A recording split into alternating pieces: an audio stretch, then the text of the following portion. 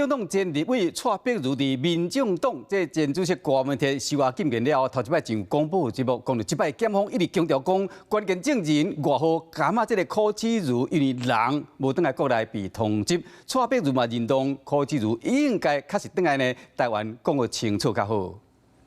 其实她就是一个小女孩，好那。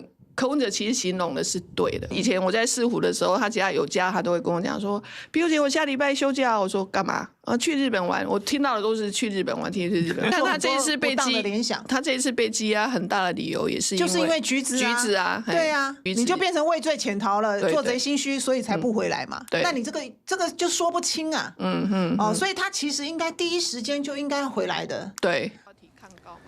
会使听到蔡碧如认同郭文铁所讲的柯启如，确实就是一个查某囡仔尔，而且呢，真爱去日本。是讲蔡碧如嘛，认为讲即摆的事件，将这个蔡碧如，也就是这个柯启如呢，惊到唔敢登来台湾，才会造成这个代志呢发生到即卖状况。